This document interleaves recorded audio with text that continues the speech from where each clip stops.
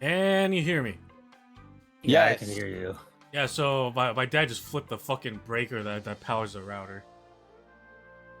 What the frick? And so, long story short, apparently my folks don't have any power in their room right now, so my dad was just flipping all Oh no. just to see if they can just restore some power back. Can you hear me?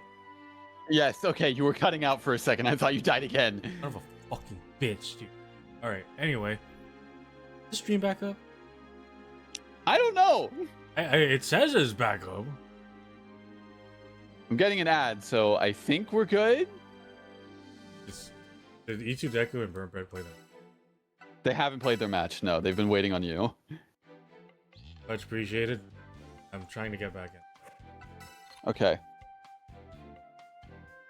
Stream's good. Can't believe. Can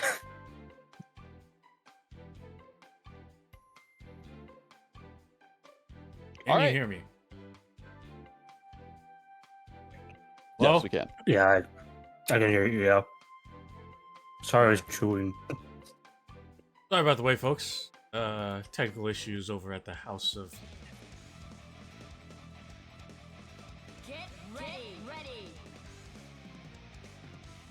Okay. We're getting right into it. Obviously, I haven't been here all night. Has Bert Brett been on a caught ritual like all night? Yes. Okay. Interesting team. Regardless, I mean that Rachel's getting pieced up a little bit. Actually, not managing to hit out the Bitatsu either. We're going back to that Rachel zoning game plan. Definitely going to make some utilization of that. Utilization of that 236B right there, but a good burst will put them back in a favorable position. And E2 Deku not wanting to hold anything on defense. Katsuki parry is successful. Oh yeah, no, that super not working out. That super, maybe rather unsurprisingly, has a ton of in-goal. So it's just able to get through it. Yeah, that super, as someone who plays Katsuki, yeah, just does not have a lot of influence. It's not really like the best like call out to. But nonetheless, Rachel not looking too good right now. Robert's got to find a way to bring Katsuki safely, but trying to make something happen here, but unfortunately not a lot happening. Yeah, I'm surprised there's no active swap there. Just very confident with this Rachel. Kind of airing some of the same mentality I would associate with people like Serene Smile, who just do not care about the character, and it's like relatively working out, gets the DP punish and active swaps into the Akatsuki, but ends up actually sacrificing his life. This might be bad for Burnt Bread, but that level 4 Resonance Rachel, that classic terror that we have to deal with. Already putting good in the sandwich though, this is going to be a rough situation to be in. Gets the active swap too. That semblance damage swap seems like it's paying off, as that is a dead Rachel. Definitely E2 Deku tying up the score. Yeah, I don't know if it caught, but apologies everyone. There are certain parts of the place I live in that just have power right now. So my dad flipped the breaker that turned off the internet. See if power will be restored in certain parts of that. Yes. Apparently your power surge caused Cheap's voice to change into something that sounds like Lon. God forbid anyone sound like that. Regardless, here. Yeah, that's crazy. What the frick? Damn, I didn't know you could do such a quick voice change. You put me to shame. Yeah, damn. Well, regardless here of the identification of whatever Chief's voice is like right now, Yang is definitely taking a bit of hurt on.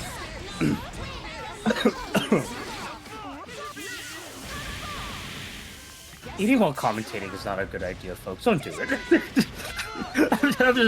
I'll put it out there, just right now. Yeah, maybe not. Especially with E2 Deku a little worse for wear right now. In a sales situation, trying to make something happen, but a good push block into DP just to get out of the situation. And gotta go to the try and shoot classes sometimes. Gotta get a 5B in. Nice bait on the DP as well, and this should be turns for Akatsuki. Yeah, I don't know if that was intentional or not from E2 Deku, but regardless, you know, threatening the button, baiting out the parry too, getting that character out, and before really Rachel can get into that level 3 range. Like, I don't know if anyone else knows, but there's a pretty big difference between level 3 and level 4 when it comes to chip damage, but it doesn't even matter here as she is getting bunches of punches and running out all that resonance too just to make sure she doesn't play with it at all. Still a threat nonetheless from the Rachel. Keep the pressure up. Nice defense by Burnt Bread, and you know, while Belial's out, it's their time to get things. Their time to party a little bit. So we'll see if E2 is able to weather the storm and putting everything out possible just to try and make something. Yeah, like we always complain about Resonance Rachel, but I mean, her as a solo character, even without it, more than competent. Trying to go for the hard burst bait, unfortunately Yang 6P not working out here, but I think E2 got a little crossed up. That Ruby 4P managing to somehow info through the DP. E2 taking it back here. 3-2 victory over Burnt Bread in a relatively close set. Nice work to E2 moving on to fight Sonokun in their finals. Yes. Can someone in chat do me a favor? Can they type in bracket for me? I have my handful with the shawarma. Okay. Hey, yo, shawarma? Yeah. Damn, I'm jealous. I could go for some of that right now. Damn dog. Dude, they like I'll buy you guys some next time we hang out. Just stuff's good. All right, Chief. Start driving over to my place. That's the checkpoint, and then I'll drive us over to Lon's. Okay. All right, sounds good. Alright. Damn, we got Oras in the bracket? Hell yeah. Yeah. I haven't seen him in a while. And he's had a pretty impressive track record so far. Got sent to losers kind of early, but you know, beat some people that have shown up quite a bit. You know, 3-0 against Moontide, and also an impressive 3-2 against Tomoe. Also make it this going up against Serene. Yeah, that's... Sorry, I'm discussing the implications of my shawarma. only professional commentary by Master Chief that sounds like Lon Lily.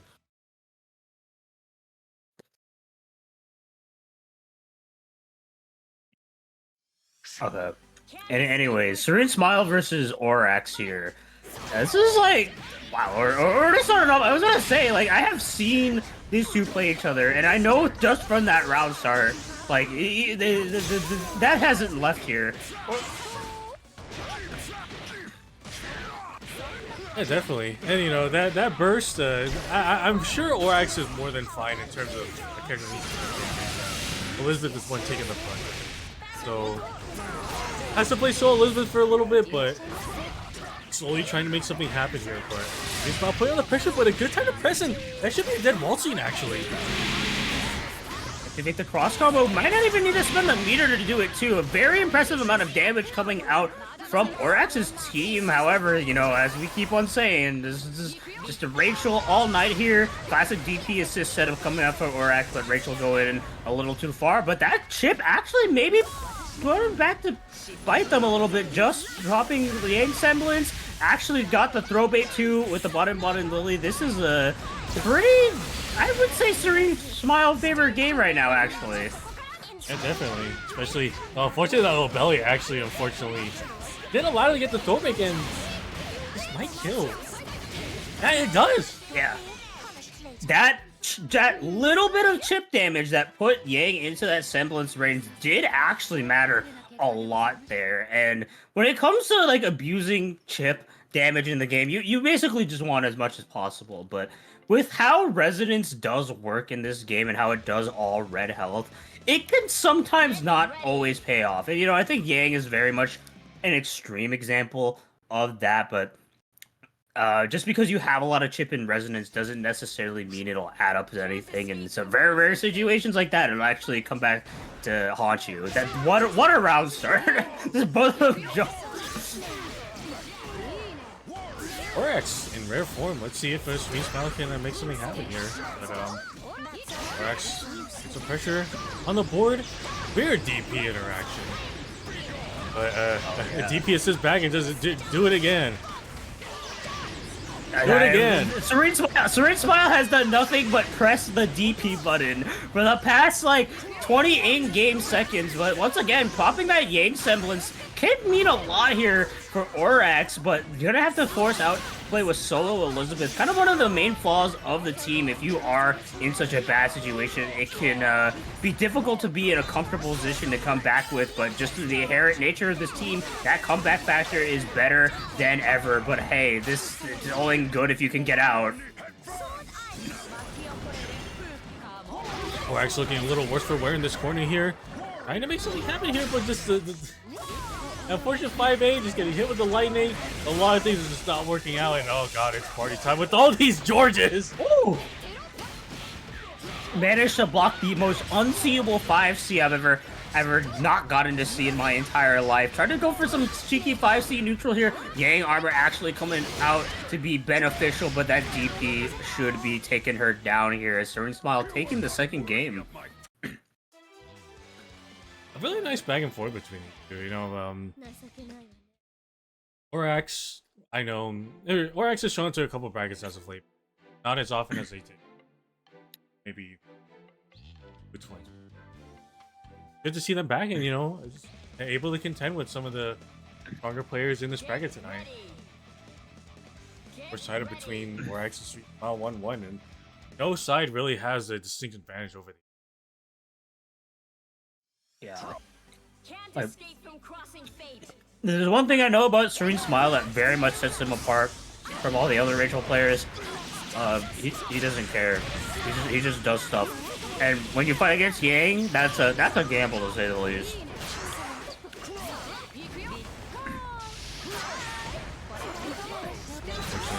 Looks like they maybe wanted to call with a super, maybe like a DP, but unfortunately not working out. Elizabeth has to play out on the field for a little bit, and I know you can say it's about a lot of characters versus Rachel, but it's like, what do you do here? And all I can say is like, I don't know, do you cry about it? Yeah, more than likely. But never risky swap into the Yang, but I get it. You want to pop that semblance, that can be a big comeback factor. That could definitely lead to a lot of stuff here. This corner game for the team is ridiculous. Going in for the overhead, keep it all unburstable, does not get the kill though. Try to do some things to make it a first save, but unfortunately gets clipped. That 6P. Are you sure you want to? Okay, I was like, are you sure you want to let the Yang die? But looks like Elizabeth will be sacrificed here off the solo Yang. Yeah, I gotta say, really smart combo routing there, I think, from Serene Smile. Just kept it all, like, not all super unburstable, but, like, just unburstable enough, reading that Orax was being a little greedy with that Elizabeth. And now that we're in this position, even though that Resonance is in play and you might want to pop it soon, you're not getting much out of it. But that's a smart grab, but a little bit of a panic punish that just goes in for the next grab, and that's a kill on that Rachel. Pops the Resonance when it's safe, too. This is Orax's big comeback factor, but he's not getting a lot out of it. Just right into the arms of Waltzing in the air to bring you back down to earth. Serene Smile, 2-1 overall. Yeah, like, all things considered, some pretty good navigation, I think, from Orax in that 2v1 situation. It's just like, with how the team operates and with kind of how Orax is playing this matchup, it's maybe they're relying a lot on the implementation of just Awakening and like Yang semblance in order to like just equalize the playing field, so when Yang does get a hit, it really counts. And for the most part, you know, there were a couple of situations where I think it could really pay out, and in the first game it definitely did. So I'm wondering if Orax is going to maintain some of that like bravery when it comes to their life totals, because they know it activates their install states, or they're going to show a little bit more passiveness in this next game. I think I'd imagine that Orax maybe wants to play a little more in like their install states, because that's I think, especially from when I've seen Orax play, that's where they thrive with. So it is a bit of like a risky composition to do, but it could pay off in dividends. We will be getting games. Yeah. Gonna be a little bit of maybe of a interesting decision when Orax does end up swapping over to the Yang. Looks like they're trying to keep it all safe here, but not getting any opportunity as that red health is building slowly back up to that green before anything can really happen here. But a nice 2B in order to get something out of him, but that window to semblance is no longer there. Trying to go for a cheeky little cross-up setup, but unfortunately not getting it. But Yang will be in semblance. Little scary here. Yeah, getting clipped on the ankles. Had a beta burst, but a good DP. Ooh, that was a very brave command throw there, and that's a pretty good start with 5 bars on deck. I don't know if you can kill a 20k health character from this point. It might be close. Yeah, I think it's close. Yeah, just wanted to get the Elizabeth out safely, and thankfully they do. But Rachel's still pretty healthy, trying to make something happen. Cross combo in the corner. Alright, yeah, Wallstein getting away from this. Life's a disgusting cross up here, keeping it all burst safe too.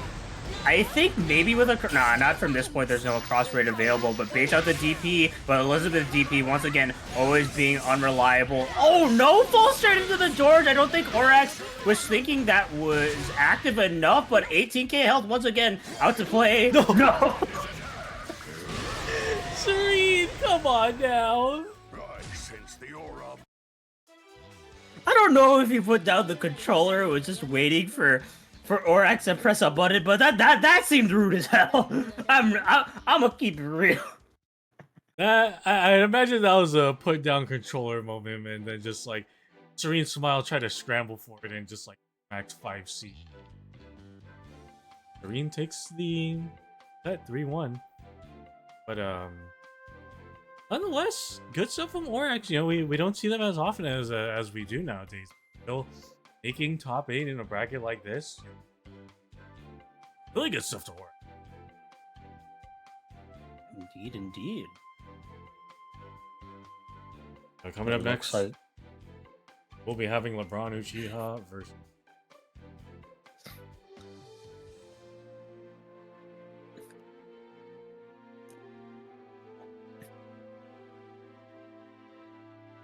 All right, LeBron Uchiha locking in with that. Well, nope.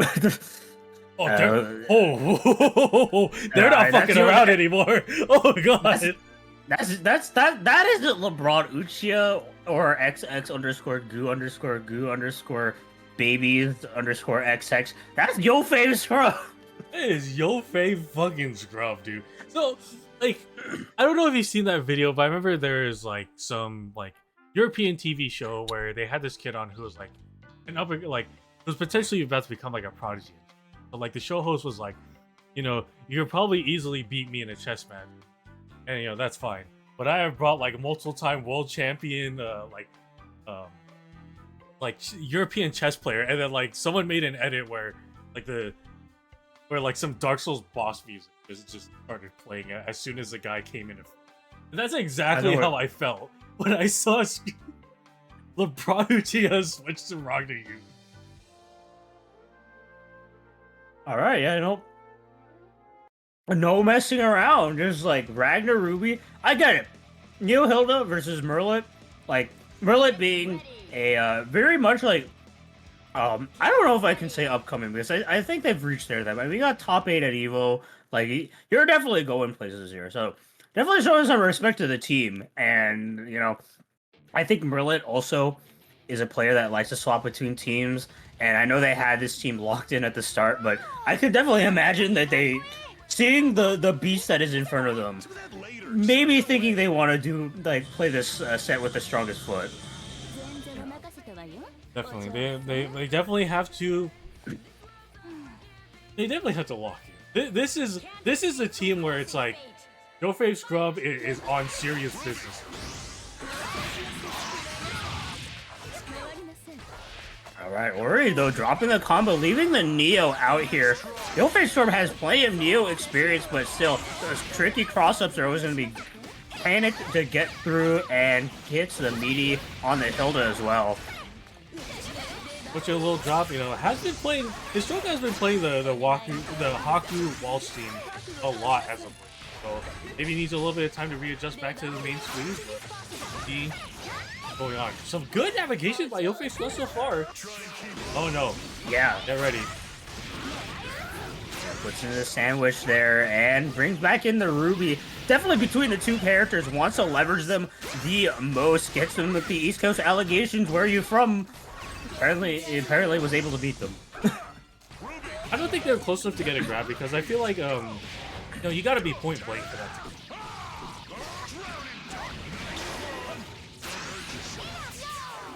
Alright, just keeping it the rooting here. Maybe trying to be a little bit greedy to get the 2-bar kill, but spending the cash, I'm sure they're more than happy with that. Those solo Hilda with level 4 resonance can be quite the pain to have to deal with, but if I know anything about Scrub, he can be really good in the corner. However, Maryland finding an excellent place to push block, hit that 2C, try to bail a push block, and a nice low check as well, and no burst punish available. and confirm off of that stray air button. And yeah, the momentum is starting up once again. Not blocking your dome, and Ranu Chiha taking this game.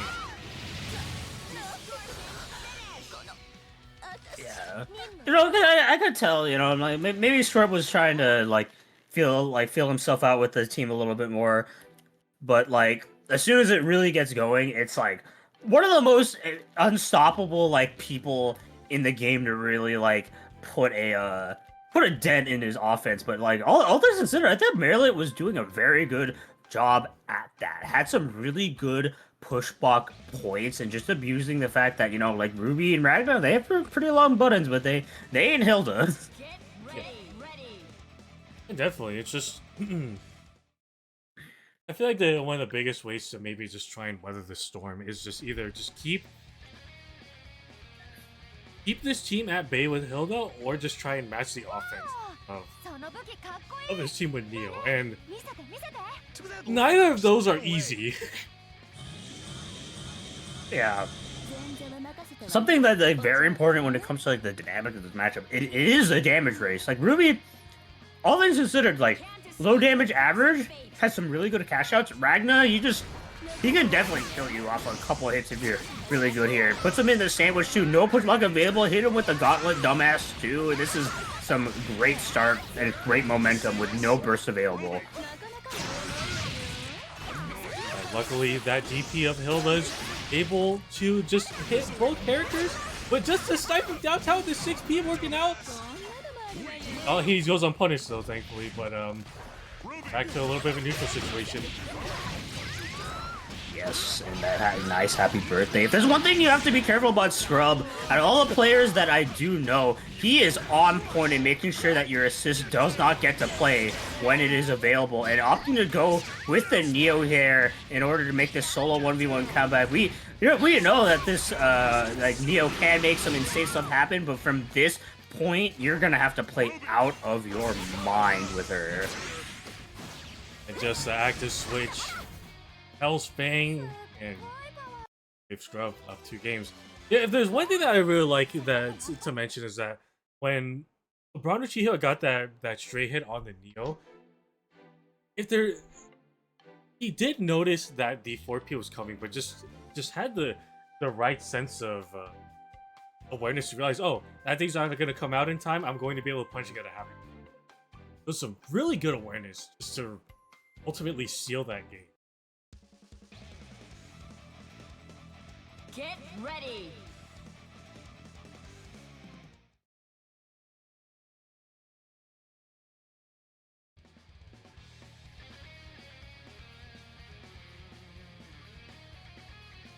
Wow! その武器かっこいい。ねえねえ、見せて見せて。Do that later. Just get away. Oh my Musume players, don't you love it when you get a gold inspiration but no S ranks? Anyway, game 3. God, I feel that. Scrub getting the first point of momentum, and I feel like if you block that 6P from Ruby on Go-Face Scrub's team, he basically just starts smelling blood in the wall. Looking good here. Getting a nice blood side does that deep in the air, and we're getting sent to the corner. Merlit's Hilda not looking too good right now. Gotta go for a Dobe Galahades, but unfortunately, again, that DP big enough to hit both characters, so there's not a huge threat, and the DP gets called out once again on that. That's just... Let's go.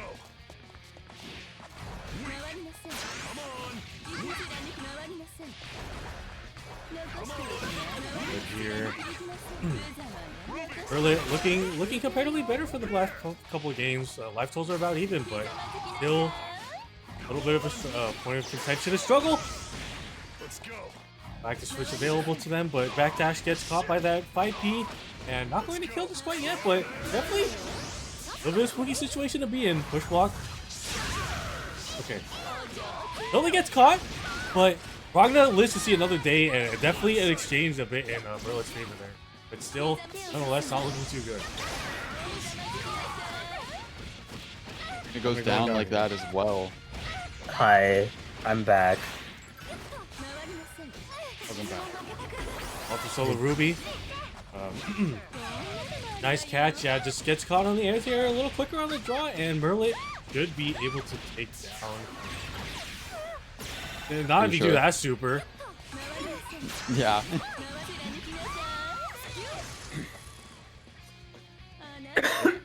Being alive here. Out of Chiha. Still looking good. You know, very hard fought win for Merlin. Can you ride this momentum on?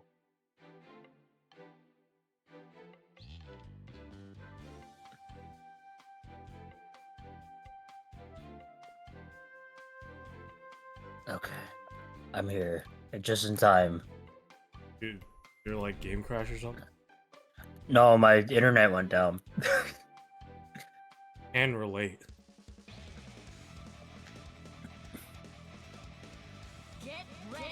Oh, okay. On the bright side, I'm no longer eating, and I don't have to risk choking on my own food.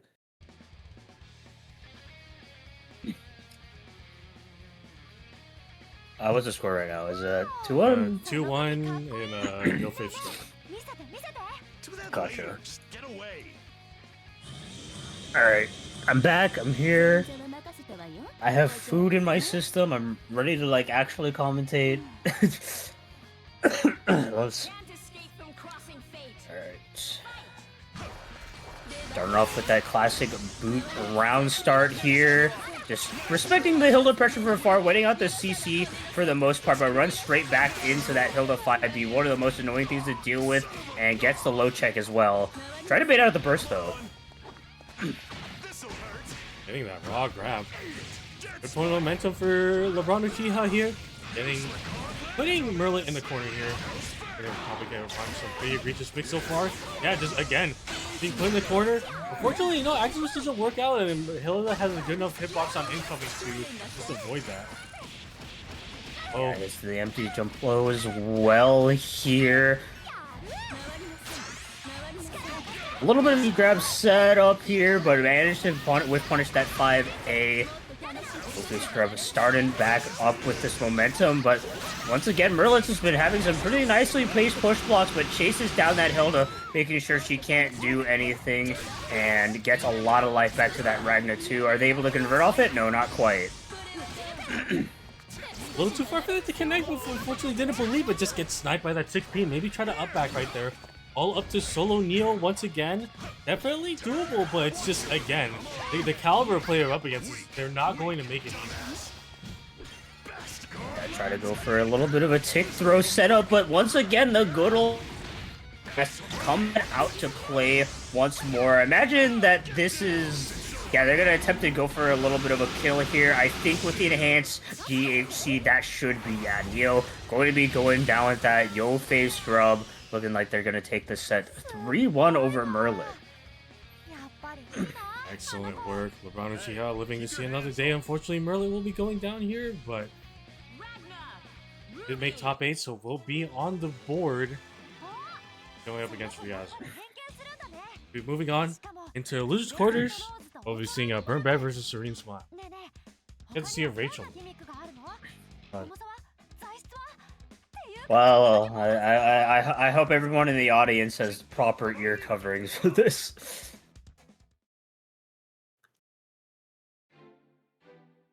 How do I? What button is it to freaking I think maybe auto enter. pass? Oh yeah, it's enter. Okay, you know what? Serene Smile's gonna be like, I don't want to play Rachel Mirrors. I understand.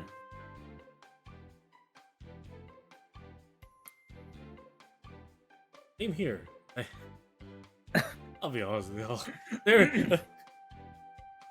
There's a lot of times where I see Rachel on screen and I just get upset out of some of the stuff she can. Yeah, that's a mood. I think Serene Smile, again, as you mentioned, I don't think they are very interested in playing the mirror and going to their tried and true side team of Tank Tager. Tank Tager. You know, like, all these considered, like, I have seen Serene Smile pull out some pretty funny wins. Or at least take some games in an environment where you think, oh, this guy's just fucking around. He thinks it's a joke, but it's just like, no, this team's kind of real for Serene. Oh yeah, most definitely. And I think too, if I remember, like in the past, like it was against an Aegis player. I can't remember if it was Anima or Burt Bread that they managed to like take it back from losers side of grand finals with this team. Like as BB as it is, and how exploitable it is because it's two slow big body characters. Serene Smile just has this fundamental skill to make this kind of weird archetype of zoner plus grappler just kind of work out. Like they have that zoner fundamental from playing Rachel, even though they play her in a very abnormal kind of way. Those zoning fundamentals does help them when they do play this when they do play tank. And of course, got that grappler mindset too, just always ready to read your opponent and read their habits, or just believe full forth of what you want to do is the grappler mindset. And as a result, yeah, this unique archetype that Serene has really refined has gotten him way more value than like one might expect.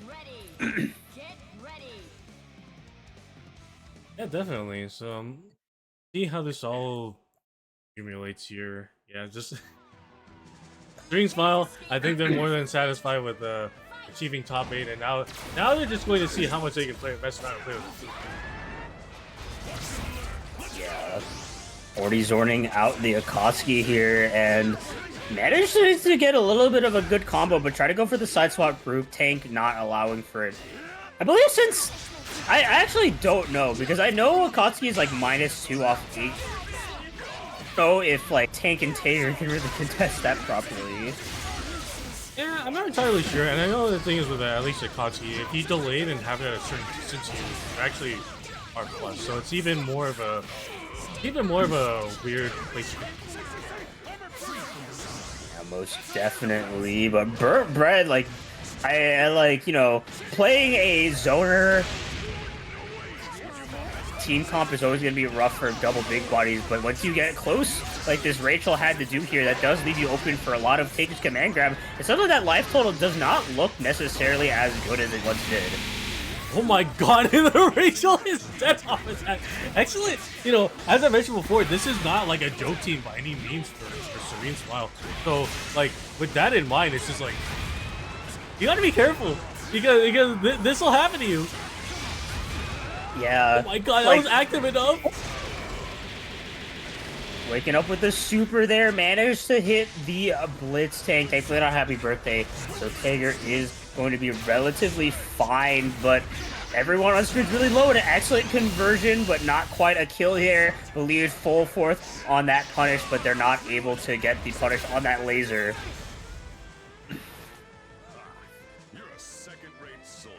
Yeah, that's gonna be a game 1. Like,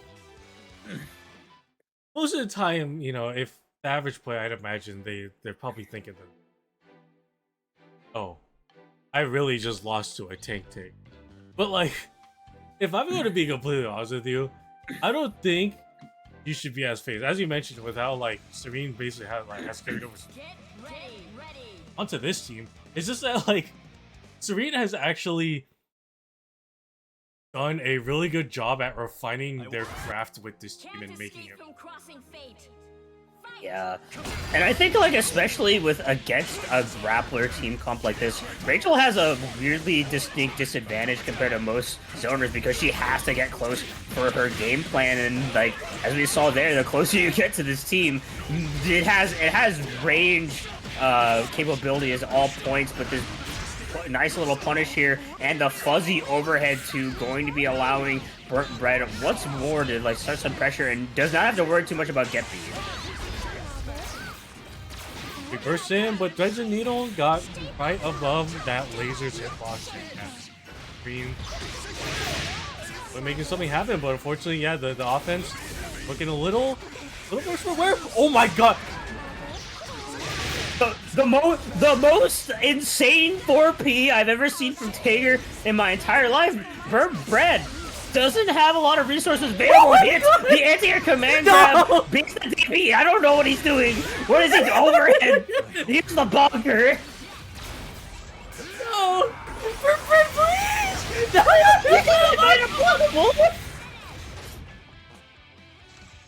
I don't know if he could have got out. I don't know if he could have got it out.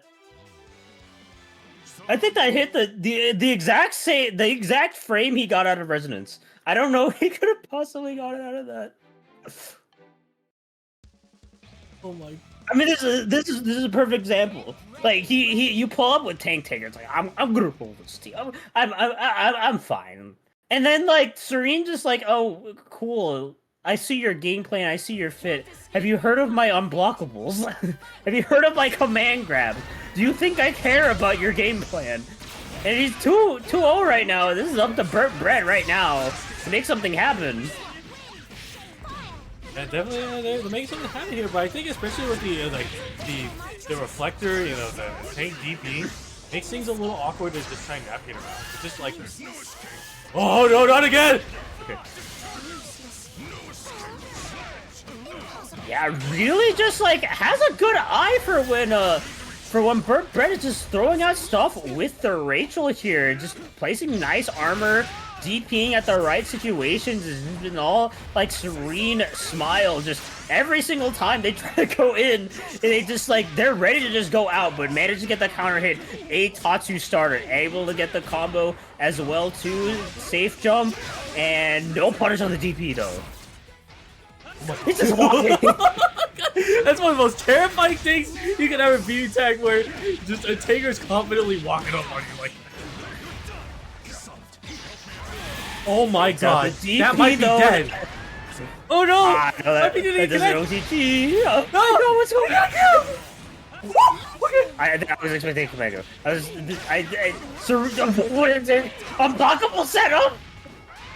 AS hit by Nasty Mix, beats the DP. It's okay. Take these. Take these. This is definitely still doable. Yeah, waiting on the bells a little bit so they, you know, just having the time to block a little bit. Oh no! Okay. Okay. Yeah, the split punish with a 5P. This is not going to kill. Yeah, I don't think so. You know, Tank does have the highest base damage super in the game, so like one good call out could kill both characters. So, like Burnt Bread got to be careful about how they call it assist, though that. Oh my god! Please don't let it happen! Please don't let it happen! The solo Blitz Tank comeback is slowly possible. Tatsu coming out, just trying to armor through everything. Oh my god! Through, but not able to get the confirm here. Popping the resonance. Yeah, Tank doesn't have an anti-air. Gets the throw bait, but not anything. Oh, just the empty jump. He gets hit by the. Oh my god! No, he beat him with the. It's a needle! Armor! Does it have a kill? Oh my god, just really trying to bait these duels, but just gets clipped by the 2B. I am the indomitable thunder god. I was gonna mention something about Rampage time because not because Tank really meter dumps that well, but like having him have 2 bars at all times means he can just push block and like punish anything he wants. That super does so much damage, and I think it's like 6 frames or something crazy. 7 frames, I believe. Yeah, it's fast. It has no invul to compensate for it, but it's pretty stupid. Can't escape from crossing fate. Serene Smile just putting it out on full display right now. Game 4, but like the pressure's on. Yeah. Oh. Okay. That was a very, very, very Tager-minded thing to do. Able to beat the armor out from Sledge and just trying to say Tatsu wants the Tager in the corner. Good choice, but unfortunately he goes for the assist DP and Tager will be going down here, but I mean, I think was kind of the start of the show last time. We'll see if that magic can be recreated. Only level 1 resistance for 4 bars. See what happens here. 5 bars. Yeah, but a lot of push blocks being called out. Just trying to armor through the assist. What the fuck? What? I'm not gonna question it. Okay, popping the resonance here though, but it sets up the unblockable. And if I'm not mistaken, like that unblockable like push block setup that you normally can do to avoid the unblockable situation is like a lot harder on tank just because of his bigger hitbox. Optimizing that combo a little bit, but I don't know if this is enough to kill. I'm not quite. This is a 2-target super. And just one last chance, it just gets clipped low and burnt bread. Don't make me waste any more. Evening up the score. We're going to game 5. Okay. Burn Bread definitely adapting. Or if they're not adapting, they're just winning on the gambles. I can't tell at this point. I'm just genuinely scared for both. What can you do here? I'm scared when they interact, and I'm even more terrified when they're not. Yeah. Okay, popping the CC there. Able to beat out the Blitz tank just a little bit. Nice whip punish there, but not a counter hit. Able to get a little bit of a conversion too. So this is going to be mostly burst safe and try to go for a reset. Akase's already in the red. Try to go for something cheeky, but gets a unblock or happy birthday. But unfortunately, not a lot of damage, especially with a 4A starter. But again, Rachel star the show here, getting some momentum going and some damage on the board. Rachel shenanigans here, but that DP has been relatively over-relied on, I think, for Serene Smile, and this might be a pivotal point not to do something like that here, as they are, once again, optimizing this combo. 20k health thing's gonna save you here, buddy. Less health this time. Enhanced DHC as well. Yeah, that's definitely done. Level Blitz Sync, level 2 Resonance. Akatsuki, it just needs like one laser to the face, and like, it's currents for that. Yeah, but Serene Smile's been very insistent about using push block in order to avoid such. What an insane 5B! Alright. We're calling this storm a little bit here. Not a lot of comeback factor on Serene Smile's part, but once again, that threat of just a raw laser is always going to be omnipresent. It's just a matter of time until you might have to deal with a situation like this, but Burnt Bread doing a great job of just making sure that all that pressure is being mounted against him. Oh my god, that might be it! Oh! No, didn't have the meter for it! Blitz mine? Real mine usage? This is the type of gameplay we're employing here? EX Blitz mine? Trying to punish the landing? The chip is Yo, slowly... oh god. Oh. Might be again. Oh my god! This is doable. This is 100% doable. Trying to go in for a little bit of a throw bait there. Gets the DP bait there. We're entering rampage time. Popping that resonance. Just gonna stop it now. Do you want to interact with the big tank? I don't think so. Waits up with the super. I don't think. No, my god, he goes in for the freaking 5C. Confirm. Oh my god, this kill, this kill. It's... The solo Blitz tank comeback, nonetheless. Serene Smile proving that he is, in fact, a tank player. You know, this just kind of showcased No, like, oh, I don't want to mirror like, because I'm uncomfortable with it. Sabrina just said, no, I don't want to run the mirror because I'm going to beat your ass with my side team.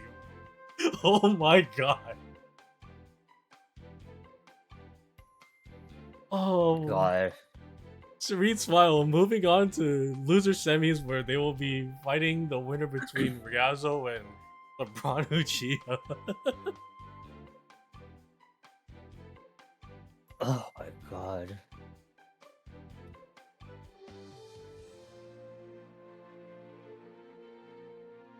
That's Look, you can't beat Serene at his own game. Like you just like, they see racial players, they pull up with the Taker tank, and it's like, yeah, bet. Do you think you can take me?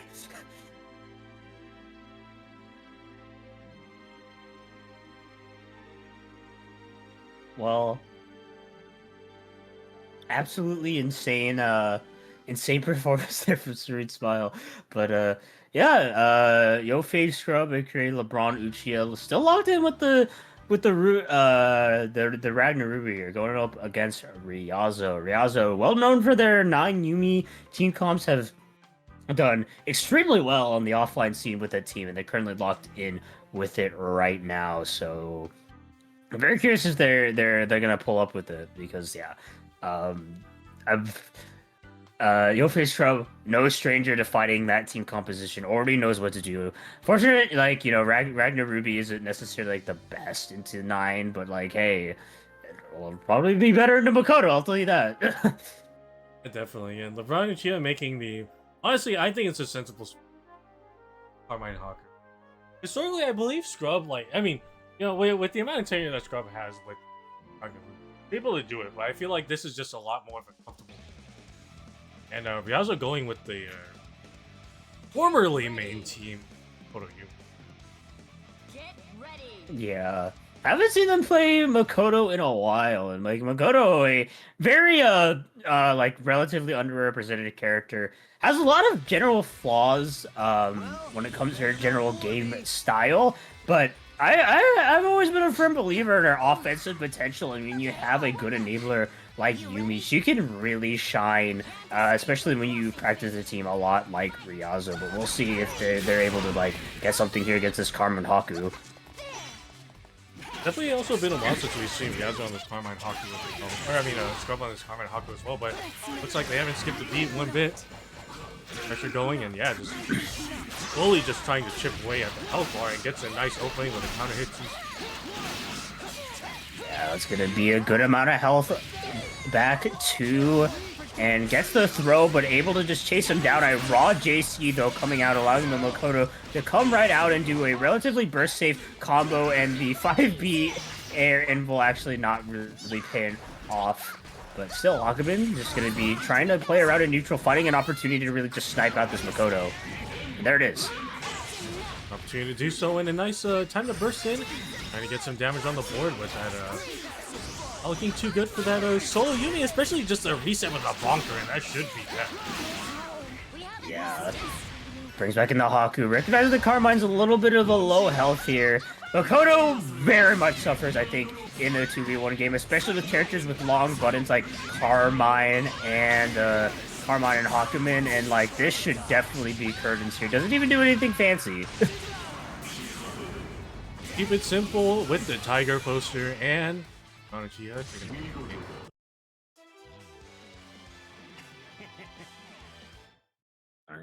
And you know, it's been a while since Ryazo has pulled out the Makoto, but it doesn't look like Yo-Face Scrub has skipped the beat at all. Of course, yeah, like a lot easier of a matchup compared to 9, which will be being brought out now for sure. But still, you know, like Makoto has a lot of sneaky tricks up her sleeve to really get you guessing. Just if she's not able to get going, it's gonna be really hard. But 9 should definitely patch up some of those problems. Yeah, definitely. Starting off with the Yumi, and yeah, this is Ryazo's main team now, and yeah, this I think there's unfortunately a little bit too Makoto Yumi, but happy birthday, unfortunately dropout, but just gets opened up once again. All right, but a lot of meter being spent on push blocks and a great air-to-air confirm, air-to-ground confirm too even, but dropping the combo a little bit. Yeah, I know it's always a good idea to snipe out people's assists here, but like Scrub is the assist sniper. He's gonna be definitely ready for your own assist snipes, and putting that Yumi in a pretty dangerous condition, all things considered, and managing to punish the 9-2. Once again, though, a drop. Still looking good for the Brian Shiha, despite the life totals being like kind of even right now, but that's just because Carmine can just drain their own health, trying to keep the pressure up. Typing out the Yumi, but unfortunately might be losing the Carmine for this.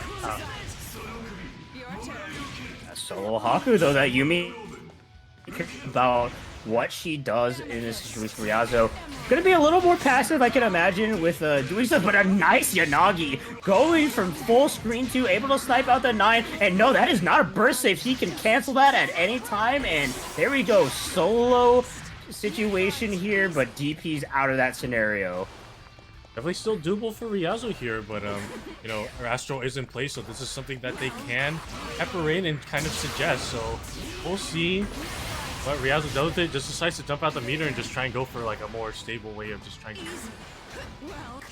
Yeah, I like just putting up the clock there. Just puts a lot of pressure on Scrub not to just do anything random out in neutral, but it does not quite work out. That parry was able to get through it here. Now this is a battle of attrition. I kind of like how both of them are approaching this, because you know, it's very much, I think, for Hakumen to get something going here, but managing to get hit by the Nephrite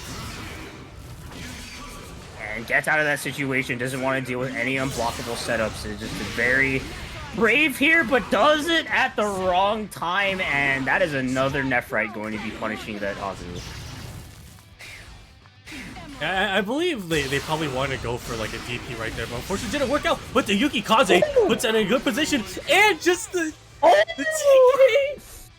I'm 2.4C, and Uchiha up 2 games. Oh, Hakumen comeback. Yeah. And like all things considered, Scrub playing this right, I can definitely imagine, you know, 9 is a tricky character to have to pin down. She has like annoying mobility, great buttons in the air, lots of projectiles. So Scrub was playing it, I think, right. I think they were sensing some fear from Ryazo that they also didn't want to approach. They're like, yeah, feel free to put the clocks on me. I like Hakumen's one of the characters that simply just does not care about those Nephrite subs. Doesn't take any chip through the DP, able to parry, and just Yuki Kaze at the right time was an excellent call. Really nice tenure from Your Face Scrub, and a nice snipe on that assist. Good awareness. Good situation. The defense up, but a good push block to get out of it. And a nice snipe on the 9. Yeah, just Yago really hasn't been able to like all out 9 without like risking getting punished for it. At the very least, again, that's like 3 for 4 right now. Yeah, but there it is, and as soon as they're able to get some momentum, just bursting out. Gets the active swap though on the Carmine. Can they get the unblockable from here? Because if they can, yeah, that's gonna be dead. No, just goes in for the cross up, and once again left with solo Haku. Swatted back right there. Yazo looking good in this game 3 here. Trying to make something happen. Trying to bait a counter as well, but unfortunately a little too early on that.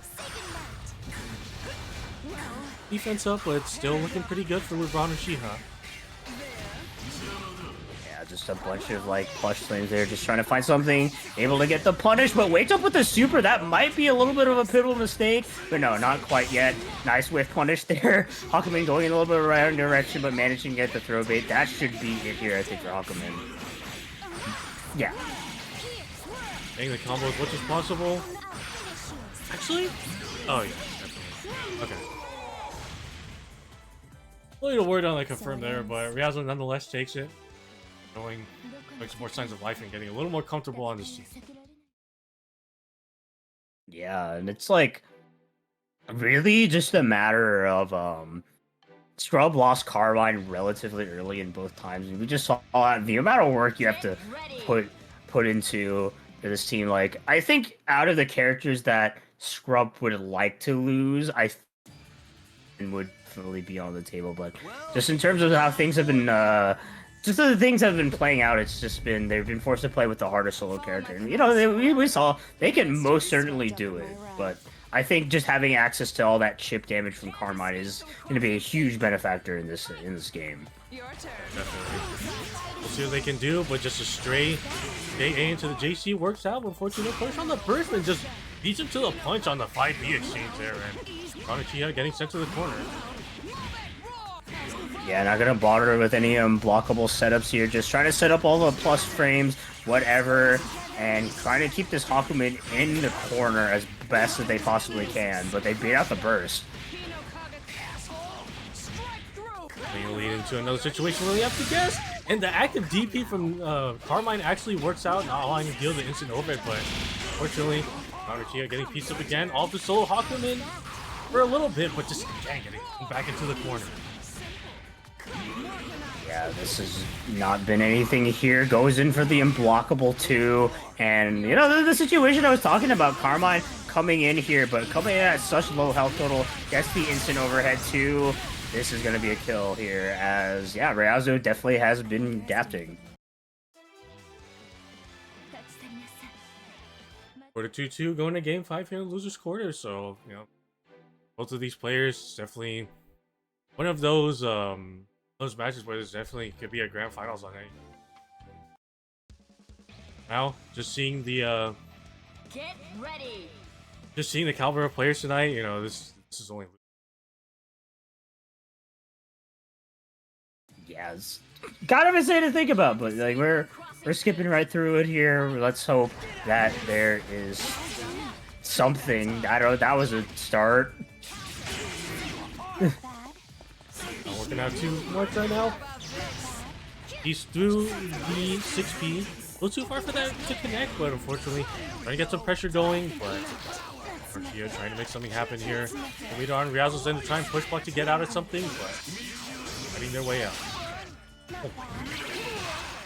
Yeah, just at the little bit of a tip there. Just gonna parry to avoid any C scenario, but no bar on deck on Ryazu's side is pretty pivotal. Like, you know, they've been forced to hold all this pressure, finally get something here, but a great air stall. No, gets the happy birthday confirmed. Thankfully, able to fall out of the combo. This is not a great situation, I think, for Scrub. Gotta choose your character right now. And it looks like they're going to choose Carmine.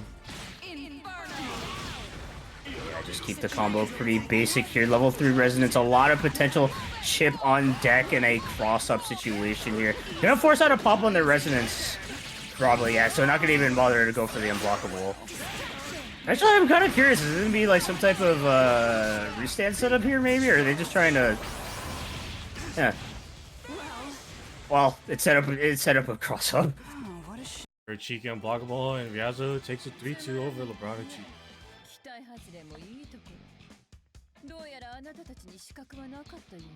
Yeah, unfortunate there a little bit for Scrub, but hey, you know, it happens.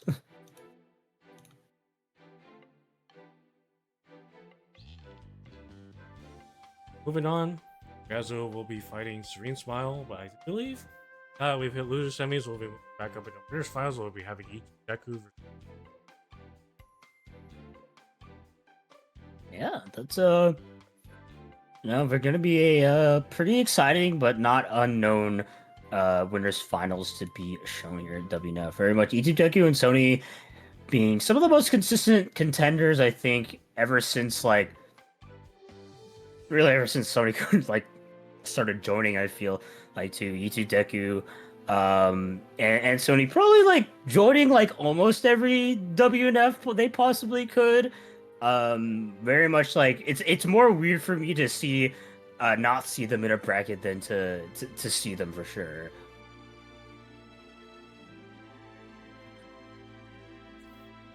Yeah, definitely. We'll see how this goes. I do believe this is more Sonic-kun favored in terms of matchup history, but Deku has gotten a couple of.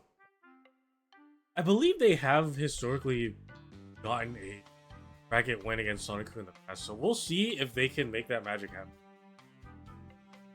Yeah, I mean Deku, just the nature, the way he plays, he's he's always a wild card and like one of the good kinds. So it's always gonna be bizarre on how to really call these matchups because like I know as we discussed, like this is very much in Sony-kun's favor, but Ethan Echo could just like drink a different brand of water that day and then suddenly like 3-0.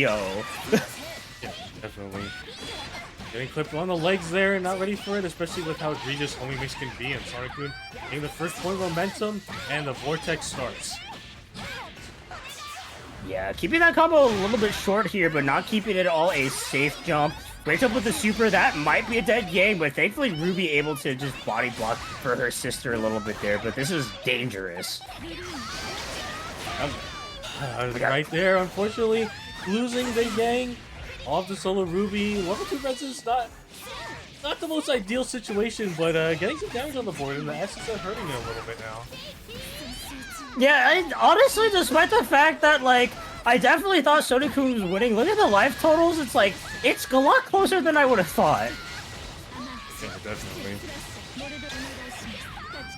But I think, yeah, Sonic-kun might be going in for a little bit of a kill here. With I definitely know that the damage potential of this team is relatively high, and I think that should be dead. Yeah. And a nice awareness by Sonic-kun to just switch over to the heart for the first part of the super to maximize as much damage to get the single player DAT.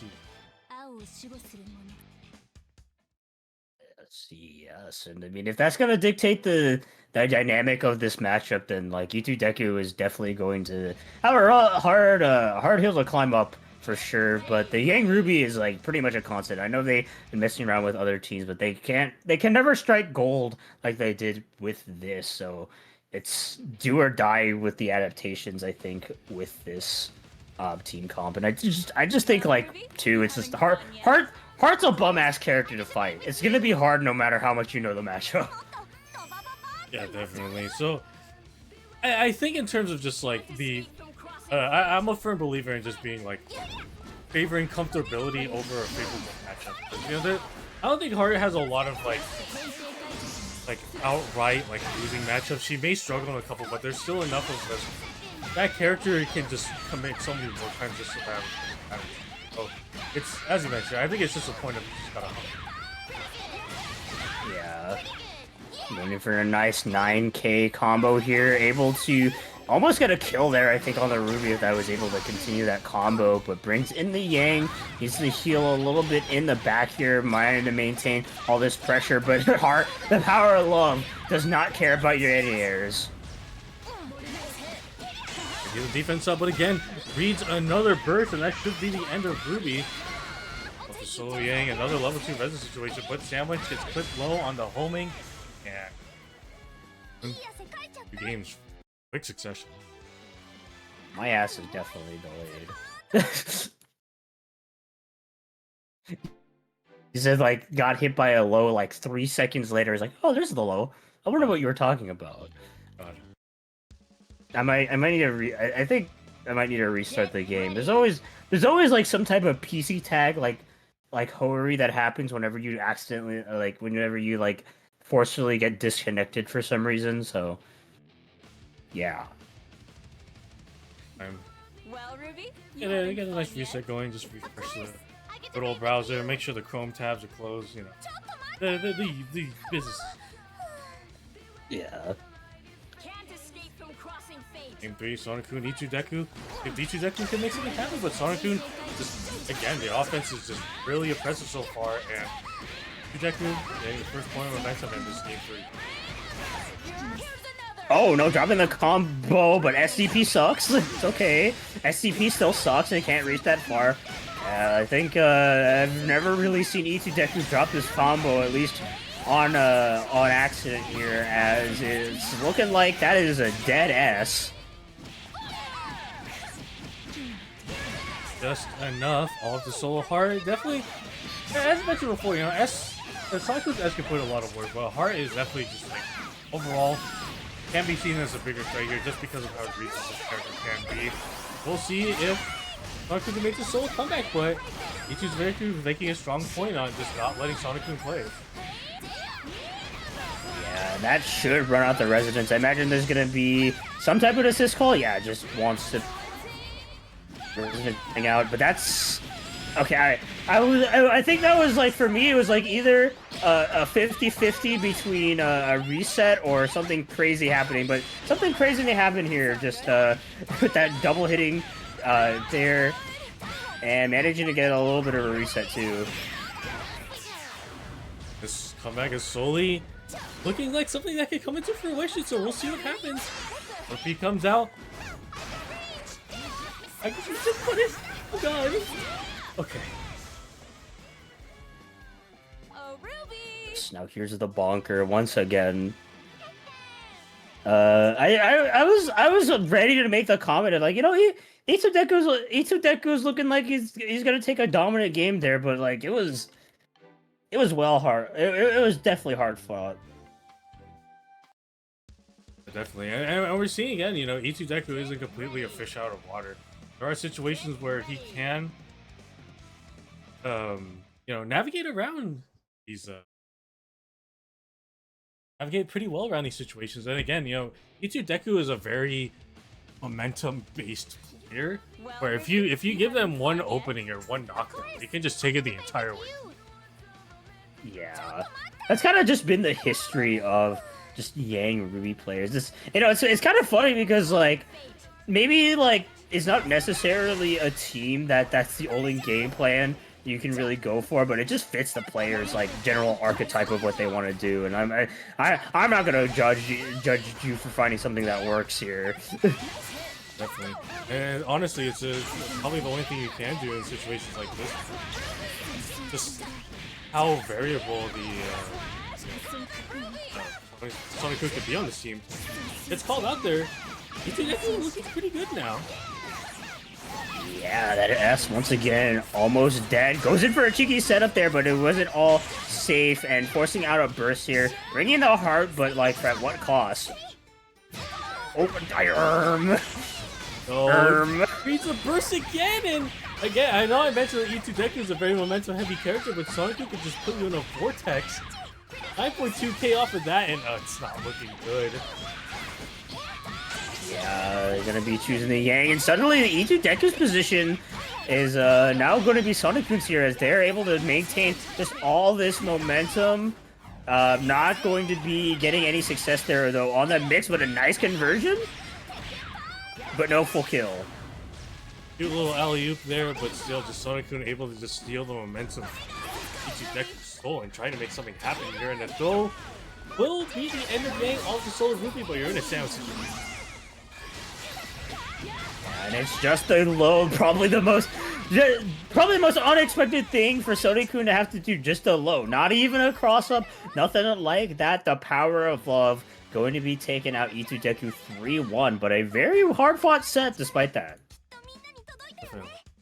At the end of Itsudeku just yet, down into last boss of the loot bracket tonight. We'll be moving on to see who will fight them between Gazo and Serena. Alright.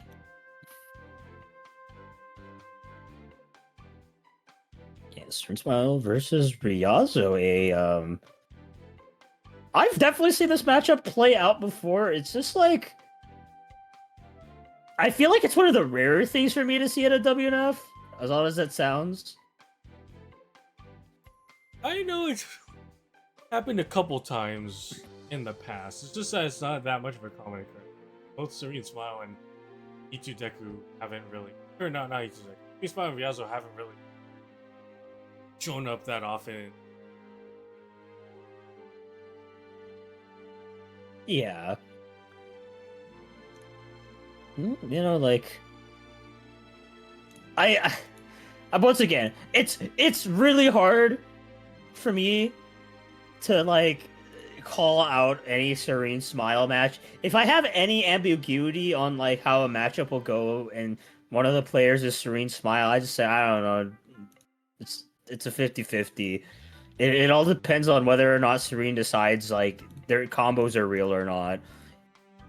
And honestly, that implies that combos being real are what leads to his success. That's not even the case. Sometimes the combos dropping are actually better for him. I can't explain his play style. Like the mix of the that you're playing with is just... Was that a drop or was that in touch? The answer. Nobody has the answer. Not even him. Vote now on your phones.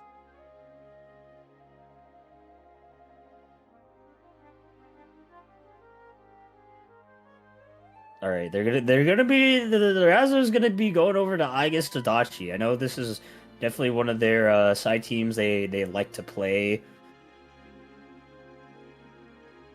I do believe as well Ryazo did qualify for the side of Fate G.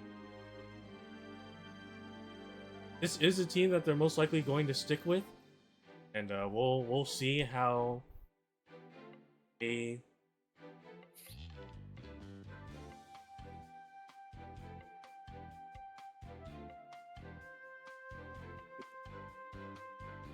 As long as they get to play the game. Okay, there we go. It's all a part of the strategy. Yeah, you know, you gotta like strategically like ice your opponent just so that you know they're cooled down. It's hot in California. This is a cry for help. That is fine. The Street Smile getting the first bit of opening. EZO set up, usual. Oh, that was a brave contest by being there. Well, he's just trying to chase down this Adachi, but Adachi ain't looking too good right now. Yeah, I think like Waldstein is like one of those characters I think just surprisingly like I'm not gonna say good into Adachi, but he has some tools against them. I think it's definitely you can owe it to his general range on his normals, to where Adachi has to kind of think about. Especially against both characters, like, oh yeah, I can just freely set up like maybe a BZ or an AZO here. But you know, Waldstein does have the option to try and swap him. Yeah, I'm gonna be catching out the super. Just wants to confirm that corner position, a very important place for Wall to be, but just a burst out super going to be getting a nice chunk of damage on the Waldstein. Life totals feeling relatively even right now, but just kind of DP working out. DP right back saying, yeah, I got that too. I got that too. You like my fit? It's called DP. I got it from the DP store. And that should be a dead Igus. Excellent navigation by Serene, able to take the first game. Now, we'll see, because ideally Ryazo sticks with the team because they need to get this warmed up for Fate GP. But I can also see it in their future to maybe switch. Nah, I think they should stay on the team. This is professional advice. I agree.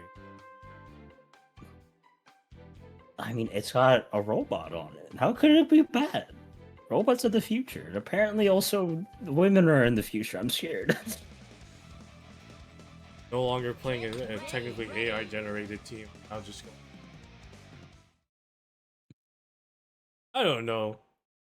Like, cheating, like, crypto farming team? This is definitely the fish fear me, women don't want me team. Yeah, so definitely not resting around anymore. Team Smile definitely have to dig deep to make something happen here, because this is a tried and true tested team. Pretty successful as well in terms of this online offline circuit, so we'll see what Serene Smile can do. Oh look, it's the Fable 5-5 matchup happening right now. Yeah. Look at it. Look at how even this is. I mean, sandwich scenario. All right, yeah, very good navigation there from. See, that's you know what that's why it's 5-5. Sometimes you whiff a button. Look, and the thing is too, Serene's insistent on keeping a wall ceiling because he knows it's a more favorable matchup. Yeah, most definitely. Fortunately, going to be setting up that sandwich scenario there with the Morganite. I'm going to be opting to go for another potential unblockable setup. Actually, no, you can't. I forget. No, it's 9. What am I kidding? I mean, what else is Wall Street gonna do? Like, all they can do is cry about it.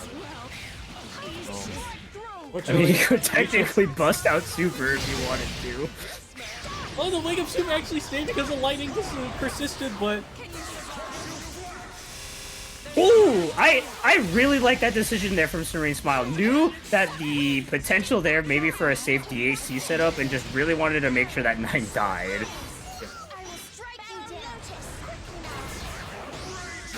ooh, good. Nice. Hitting the brakes. Able to get a good amount of damage as well. Bring back the Rachel just to get some damage on the board, but unfortunately he gets hit with that fadeaway JV. Yeah, I think maybe Riazo wanted to like go for some type of organized setup. Oh, try to go for the super, but the bit of misinput there. Rachel is quite low, though everyone on the screen is quite low actually, and we're in Rampage time. Going to let the wall scene block out the mark, but another mark is available. Clock is ticking once again. Sniper on the air with a good snipe, getting a nice confirm as well. And that should be Yumi. Oh no, George. You gotta be careful. Can't really do anything like 2 AC here. No! I can't fucking believe. Okay. Okay, 5-5 matchup. Look, they're both at one touch. Yeah, even matchup.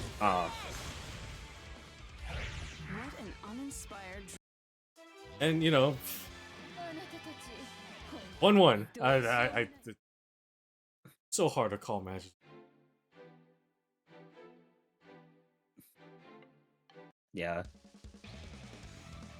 I think Serene has done a like unironically good job of just gaslighting people into thinking Waldstein versus 9 is 5-5 because I think Riazo also thinks it's 5-5 because I'm seeing an abnormal amount of respect for Waldstein.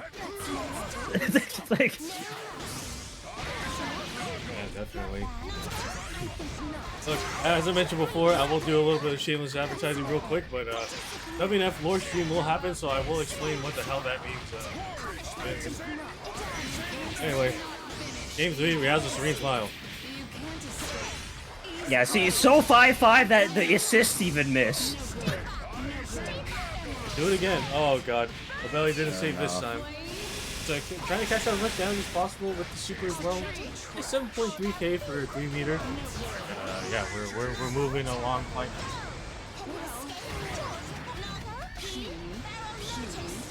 Alright, yeah, sets up the George here. No push block to get out of the situation. Just trying to find a safe place to burst out of the scenario, bringing the Yumi.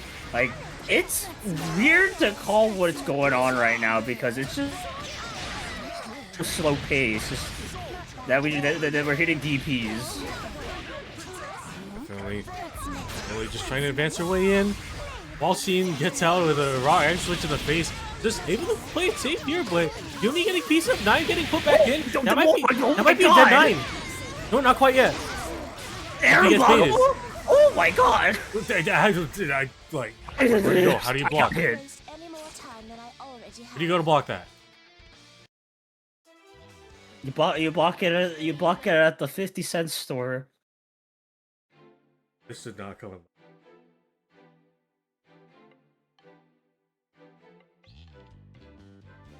All right, you know, Serene Smile once again,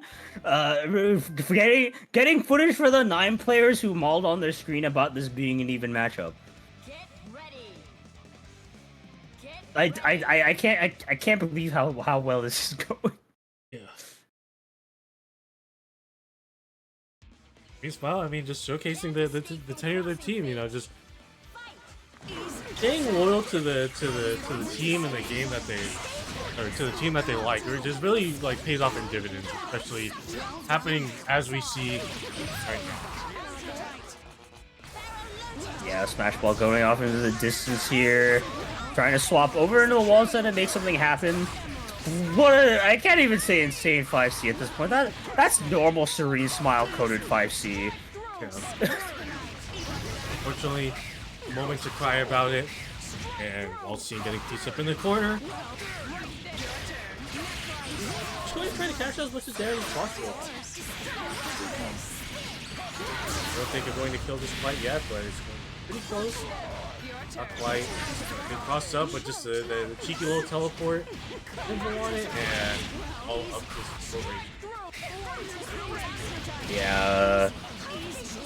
Gonna be probably setting up the Morganite here once again, forcing out a resonance pop at the very least, but instant overhead coming out from 9. That should be curtains. As much damage as possible, and again, we're going to a game 5. And that's mission. Yeah, this is like, I've noticed that these matches have been very much just a matter of whether or not Serene Smile can withhold the storm, because like in terms of the neutral game, like it's been relatively Serene Smile favor, all things considered. I think he wins more interactions, he gets more he's able to get into more scramble situations and come out on top. It's just like 9 Yumi just at its core is a snowball team in like the worst way possible. Definitely.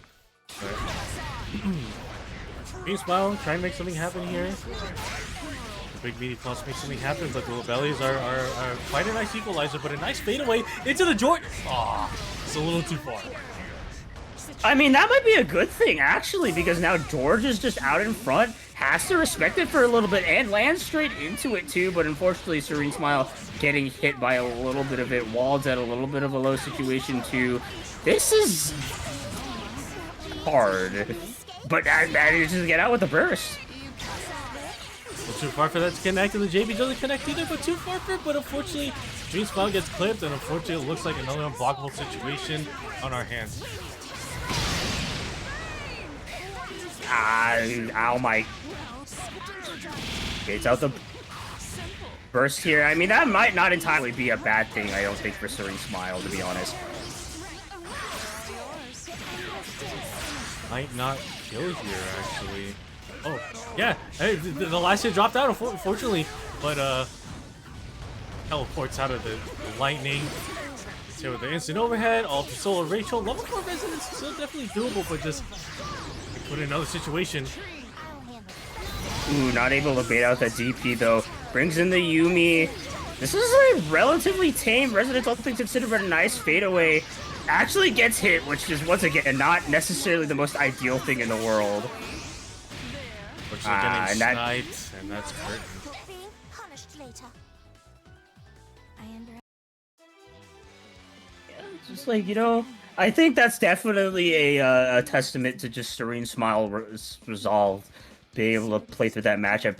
Really almost got away with murder that wall sign didn't die at the end. I don't know if they were able to like maybe fight back in those situations, but like, yeah, they put up a good fight, but unfortunately 9 the Phantom. Definitely a character just nonetheless has one more person in the way to try and book their ticket into the finals, and that person it definitely, with the characters at play here, I feel like it's probably going to be quite a bit of a struggle for Becker, but definitely still doable. But we'll see if the indomitable human spirit can triumph over. I don't know. I'm just gonna call his team a crypto mining. Let me restart my game real quick, bro. Yeah, I think 9 Yumi is definitely it's not fair.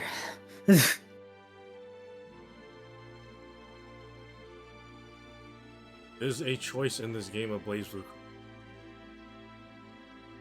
It's a good choice, said, I said before, but like, I'm not gonna say all is fair in this game, but it is a decision. It is a decision you. Yeah.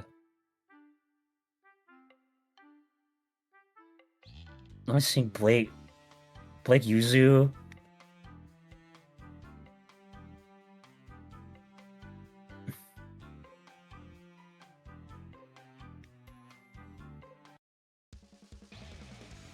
Okay, no, they swap back to 9 Yumi. Like, it's we have potentially 3 sets left in, and it's just like at this point, you gotta stick with what you're born with and like quit fucking around here. I get to fight with you. Can't escape Yeah. from crossing fate. Fight. Alright, you know, Ruby is one of the characters that does give Nine a little bit of a pain, but yeah, I mean, Yang is not one of those characters. Crossed up here in the corner. Trying to keep it burst safe, unfortunately, a good time to burst out, but a DP, unfortunately, for E2 Deku and Ruby. Here. Getting all the way to the corner. Looking too good right now. Yeah, wakes up with a super. There's a 6P in the back there, and able to actually punish both characters too. That's pretty big, but the double-sided hitting Ruby normal going to be allowing for a ridiculization here. Double overhead too. This is looking actually pretty great for E2 Deku, all things considered. As we mentioned before, all he needs is 1 point of momentum, but unfortunately, a little too late on the burst for some reason. Oh no. Oh, Yeah. looking good. Ooh! Never been so happy to see Yang armor in my entire life. The pressure up, try to call it maybe a push block, but unfortunately, getting put in a sound situation. Push just the tip of the DP, and it catches! Oh, unfortunate drop though. Yeah, but no punish there on the burst, and looking like Ryazo is getting away with some more murder here. Wow, that is one hell of a 5P. Splendid. Oh my god, almost threaded the needle. Counter hit! And yeah, just all of this solo Yumi now. Resistance is in play. There's something that can be done here, but there's also resistance in play, but just a little too late on the end here. It goes for the Astral. Just to seal it in here. No Astral rules here, but I mean, that's quite the statement to make. E2 Deku. Like, if I was in their position, I was like, I'm packing up my bags. They're like, go next. But E2 Deku had that indomitable spirit. お姉ちゃんが組めば無敵なのだ。 Really just playing the needle, believing in himself and the team that he's playing, and just and an impressive game one. Right at the bat, you know, it looks so dire for each Deku. Able to take it back, you know, just it's the old saying, like I didn't hear the bell ring. Yeah. Well, can't escape from crossing fate. Fight. Let's go, Ruby. Sunrise. Not bad. Ruby. Ooh, a very good air-to-air at the start, too. Just trying to keep it all burst safe. Oh, no. You know what? Everything's a throw reset at the end of the day. That Yumi is already going into probably the red health zone, or at least close to it. I know, but this could be the huge momentum shift that Ryazo needed, but thankfully Yang dropped out, but still not a good situation to be in. Yeah, and bursted in at the right time. I'm very surprised about E2 Deku's reluctance there. Very uncharacteristic of him, I feel. Oh, just an active hitbox of the firecracker thankfully worked out. Go beta as well. Keeping it the biggest burst safe as possible. Good DP as well. Want to keep the guy a little healthier. Good defense. Yeah, this is great so far, and just trying to keep up that momentum, making sure those assist calls don't go unpunished too. Managed to thread the needle through everything, nonetheless, but gets hit. Immediately cash out into the super, not quite dead, and that's a semblance pop. Unfortunately, looks like they maybe tried to press the button because I did hear the counter. Maybe I call it super, but not working out. All the solo Ruby, not looking less and less doable.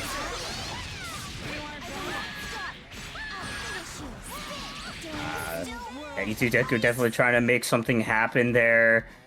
And I definitely want to say that pivotal moment where E2 Deku hesitated on like running into that Yumi and just allowing Ryazo to get that free space. I think that really costed them because they weren't really able to stabilize their momentum again from that point. And like I said, that was very uncharacteristic of E2. It was like aggressive in-your-face player. I'm very curious to know why they actually showed hesitation there. We'll see. Maybe a little bit of nerves, maybe feeling themselves a little too much after, you know, getting a game of, like, especially with that momentous. But we'll see what E2 Deku will do, but just a counter hit 5A. Not looking too good in these opening moments. Yeah, we're gonna be setting up the unblockable too. Alright, nice stabilization there on that confirm. Just wanted to make sure that momentum is maintained. Getting that corner position too with the Yumi is pretty damn important, but just goes in with a wake up super, but does not have enough meter. Try to maybe punish it and getting punished in their own troubles. Could be a momentous point for Deku, just getting hit with the delayed overhead. Looking good here, but unfortunate drop. Getting opened up again. Okay, goes for the punish this time. Yeah, just relies on the good old 5A just to ensure that the punish was over. Yeah, gets a cross-up confirmed to 4 bars on deck, but dropping the combo once again. Hits the overhead, going to be forcing out a burst and managing to punish it. This, once again, just really unfortunate situations come around for E2 Deku. I feel like he could have gotten some really good situations, but, like, here we are. Maybe just dead. Yeah, no, not quite, but unfortunately, yeah, didn't believe in the temp, but just gets empty jump load, and this could be Curran's, I believe. Riazo's going to get enough meter to close this off. Yeah. 2 bars in deck, yeah, that's a Just yeah, got it's just legitimately just enough meter. Really unfortunate. yeah, it's just like that's been happening a lot to E2 Deku. I think he's in a good spot. He can get these kills. It's just a drop happens. I don't know if it's nerves. I don't know what's like necessarily been going on, but like it's just been rough here for E2 Deku. Maybe taking some yeah, some connection issues.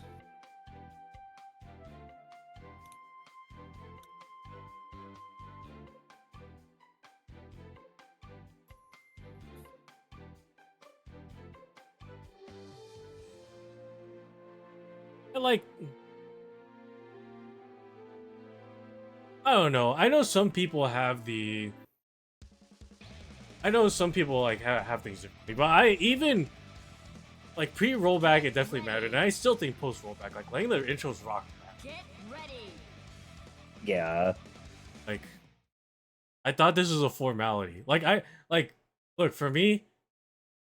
Like before I started playing BBTAG a lot more seriously, I came from Tekken, and you skip intros there.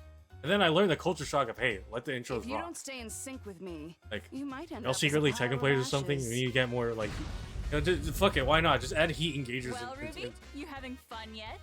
Of course, I get to fight with Yeah. you. Can't escape from crossing fate. Fight. Ooh, very nice throw bait there. Zo being forced to keep up with some pressure, and that's an excellent punish. The drop right there, and Riazo just trying to take more of that momentum back and just being sent to the corner again. You know, this is not a good spot, but fortunately, drop combo happening, but not looking good.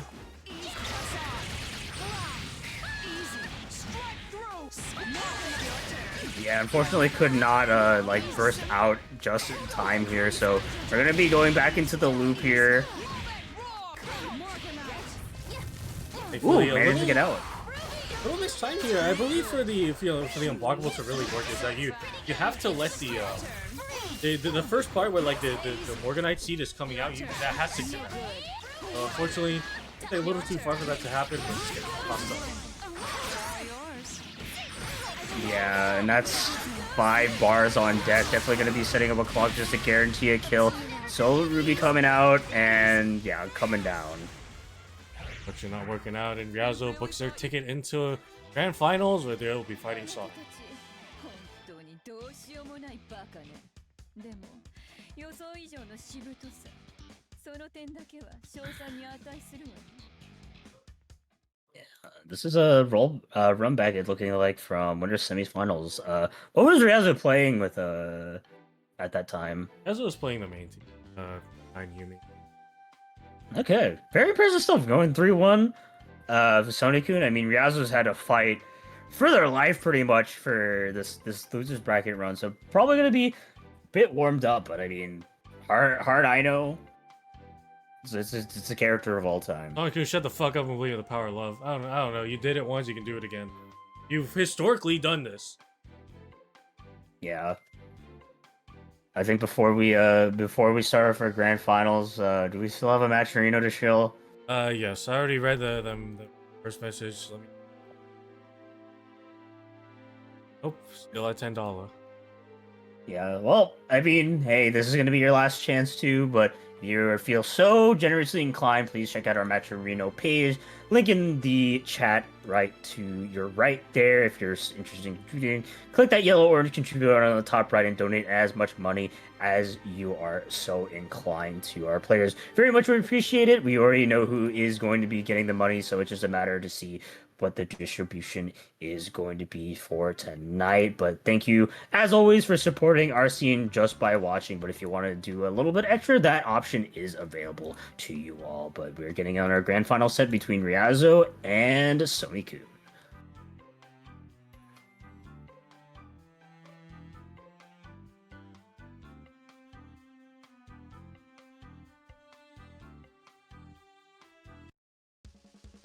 Getting right into it again.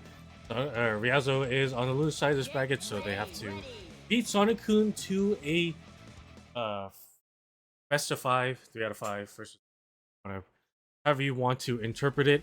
And Sonic-kun only has to win once. Yeah, Riazo has to reset the bracket to send Sonic-kun to losers, and then they can win another 3 out of 5. So Sonic-kun in a good position to do so. Technically, only has to win 3 games, and it's definitely doable for them, especially happen earlier and win. I believe. Well, that was an interaction to say the least. Good for Sonic-kun, but you know, Riazo could be warming up quite a bit, so this could change a lot of things. But Sonic-kun only holding on here. Yeah, forcing out a burst there coming from S. Very good patience there on that throw bait. Like Heart's going to be the star of the show here, just, especially because this is the interesting angles that Heart can approach from, but getting stuffed out there by that JA and not looking too good for the S right now. Yeah, gets into the corner a little bit there, waits up with the super, not able to manage to punish it too, and avoiding that potential Morgan item blockable too. Just gets clipped low there, unfortunately. Off the solo heart, again, definitely very doable, but it's just, oh, you're in one hell of a situation to be in.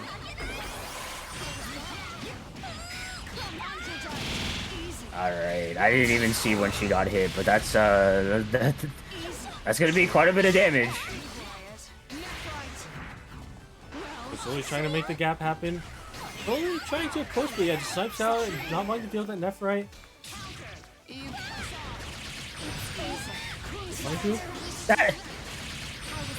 That had like 4 years of block stun, Jesus, or hit stun, Jesus Christ.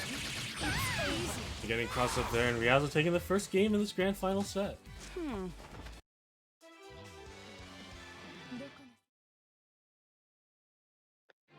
Look, 9 sucks for Heart. Let's get this straight. Like, I understand why Sony-kun's dreading this matchup a little bit. Like, she has an anti-air that can actually anti-air Heart. Yeah. It's a really unfortunate thing, and she has great air buttons too. So it's like, it's very much just up to Sony-kun to just find around everything. It's just like, it's way easier said than done. Yeah, it's hard because as like I feel like with the 4A that 9 has definitely covers like the 2 things that, you know, is like kind of like required to kind of just keep Heart like as a not air. Just it's quick and it covers an angle that Heart like commonly likes to. Yeah. I got hit by that. Ooh. Yeah, I can sense, Sony-kun's just playing really, really passively here. Try to, like, love ball through everything here. This is, like, uncharacteristic levels of hesitation, I feel like.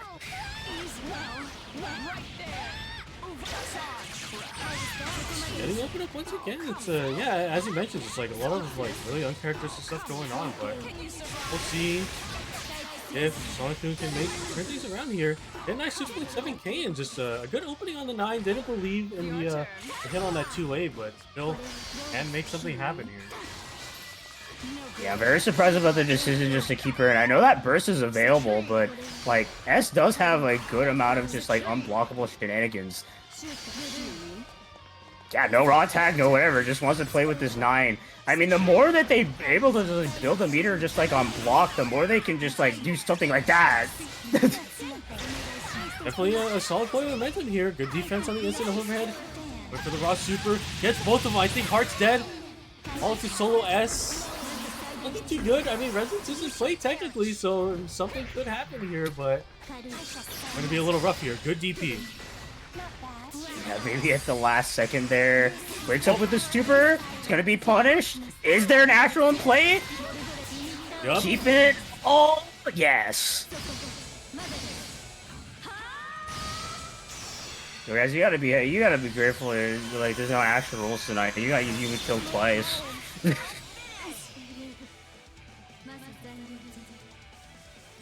Yeah, well, there's 2 weekly turns that happen in the tag scene as of right now, and we're the only one that's.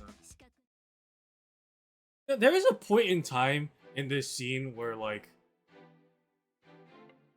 we were the only tournament that happened on like a weekly basis that actually historically for a while we've been the only tournament that ran without Astral. Yeah. Ugh. Anyway, Can't escape from crossing fate. game 3.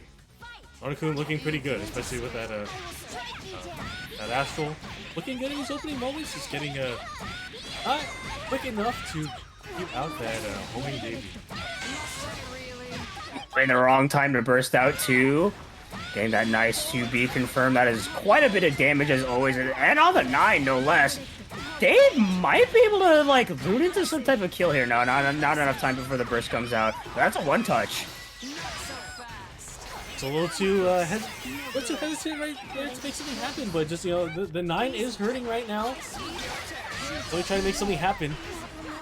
Neutral skip work out, but yeah, I'm just trying to fight as hard as they can right now. Ooh. But good navigation. Also solo Yumi.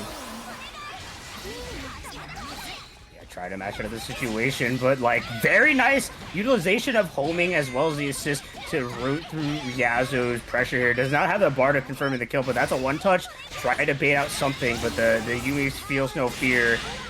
Don't think that can be punished.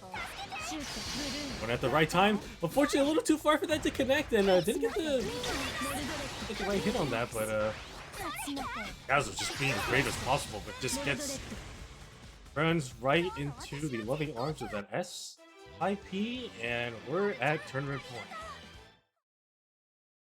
Yeah, like Sonic-kun, like really just like, hey, 9 the Phantom might be an ass matchup, but like I think they've just become more comfortable on like what to do in those scenarios, and like especially just not being too afraid to like start pressure and like just continue it until it's over. Like went for some hard burst reads, but they ended up being like in their favor for the most part. They're just like not afraid to take risks, and they're not afraid to take decisions that they know will maintain their advantage.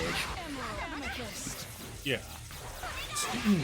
Yeah, especially compared to the first game where it's just where I think they're just starting to wake up now. They're getting that confidence. These are, as you mentioned, by no means are these like easy punches. I think what's more important is just that you're comfortable and you're in.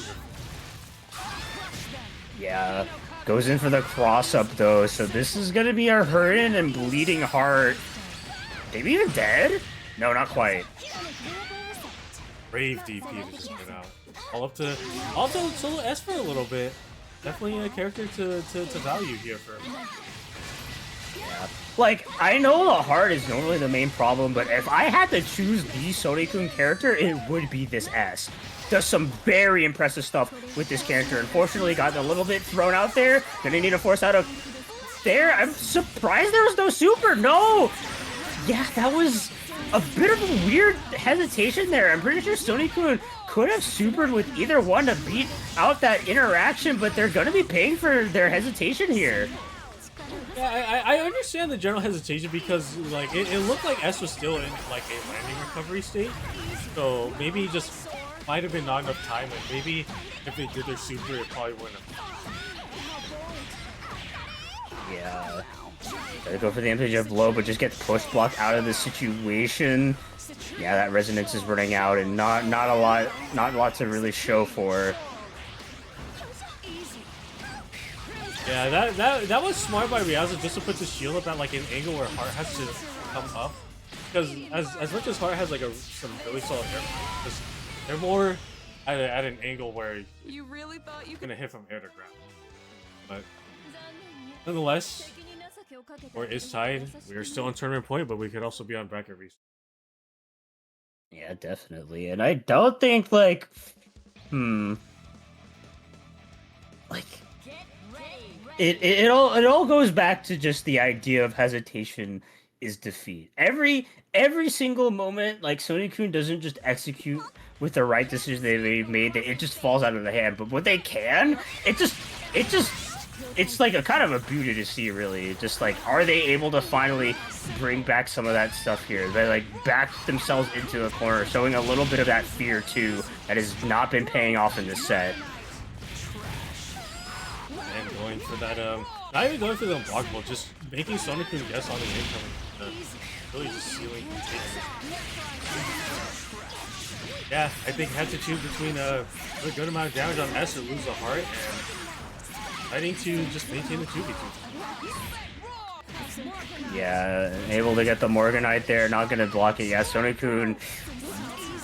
This might just be a go next angle. They still have that winner side to, or they still have the loser side to go through. Ah, yeah. Looking like a little bit of a go next here. Yeah, just especially with Ryaza's team, it's one of those teams where it's if played right, all you need is one. Maybe not as like egregious as something like Pika Carmine, where you actually just get put into an unblockable loop, but this team, you just have to constantly guess whenever you just get. Yeah.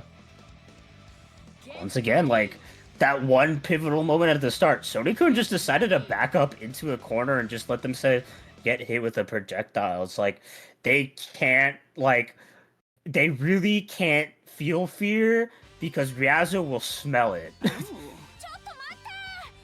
Like, that will 100% be the deciding factor.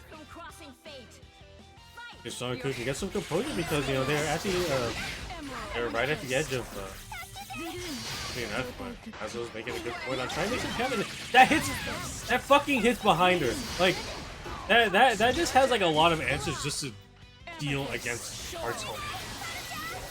That's what I said, you know, it's an anti-air that actually works against Heart.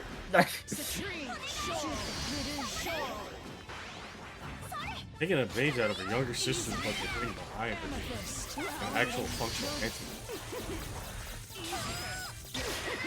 Once again, back themselves into this corner, and here we are once again. Thankfully, has that burst available, but it's just that constant pressure. As soon as you're in this corner, it's curtains, buddy.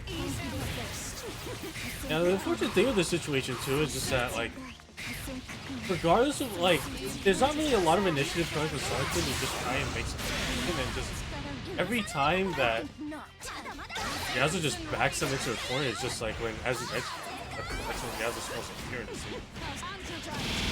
Yeah, like, legitimately speaking, like a big adaptation Sonic-kun maybe could make is just like being cognizant of the screen position. Even if you're not like under pressure, the fact that your back is against the wall like literally just means you leave yourself open to getting these loops here, and yeah, that's going to be another dominant game here for Sony or for Ryazo. They can make something happen because that crown is slowly slipping. Yeah. Like, as crazy as it might sound, like some more headstrongness could really pay off in dividends, I think, here from Sonic-kun. Even if they run into a projectile, if they're able to cover themselves properly, if the point character gets it, they might still have the assist to back them up here.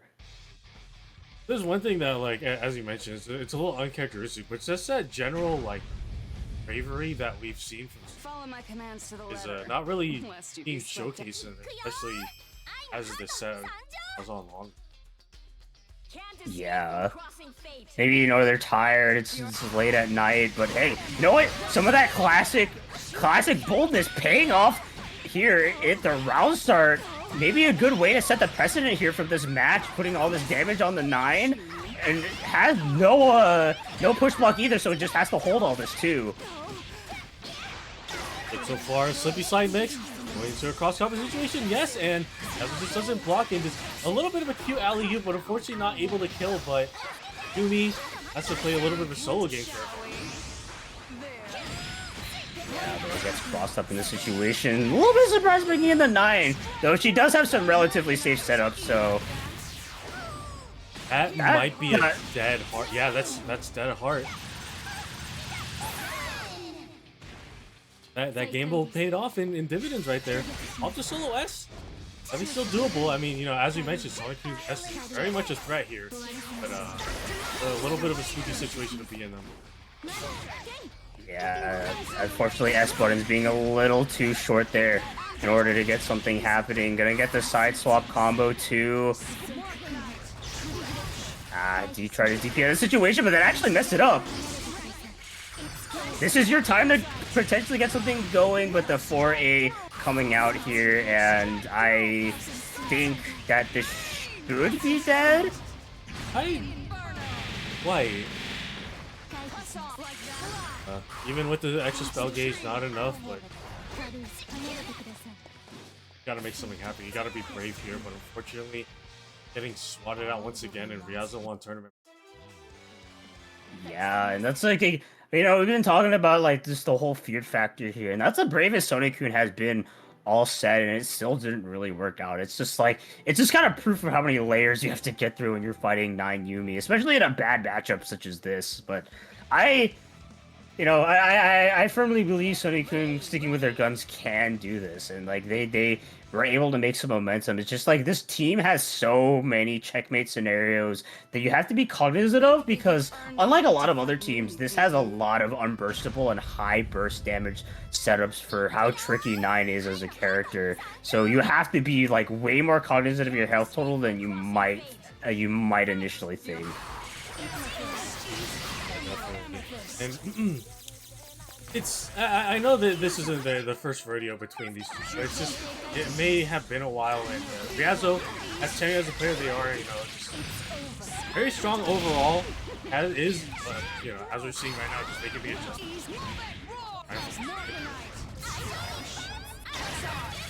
Yeah, able to actually get the right bust out super, but the 9 is still able to chase down. Better than being in an unblockable situation, but how much pressure can you really get going against this character? Be good for Sonic-kun. And the back homing their problems away, but unfortunately, the pressure's on, and thankfully able to get in this test pretty safely, but it's just still a scary situation to be in overall. That's trying to keep it all DP burst safe. They know how just important it is that momentum is maintained, regardless of how you need to keep it. But the empty jump low going to be quite a bit of damage, and we're once again going to be put into the corner. But a safe burst out situation is going to allow Sonic-kun another chance at life. And just an anti-air working out so well. It covers so many angles that Heart likes to approach in the air, and good defense. But this is Sonic-kun's last chance to make something happen. Level 4 resonance available, just needs to find the right time to pop it. And right now, force it out of push block, but DP being so bad that Ryazo wasn't even expecting it. Trying to play the airsoft game a little bit, trying to make something happen here, but resonance is running out. Ryazo's playing his part, just not wanting to deal with that at all.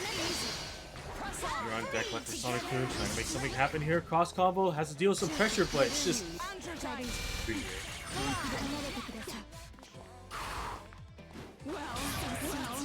Freaking foray from the heavens here. Might be able to take it out. No, not quite. But one touch situation. How much can our hero really do in this situation as the run-up throw going to be taken out? Sony-kun unfortunately losing the set there 3-0. And Ryazo will be the winner of WNF BBTAG episode 45 online edition. Yep. Round out our top 3 once again. Ryazo in first, Sonic-kun in second, and E2 Deku in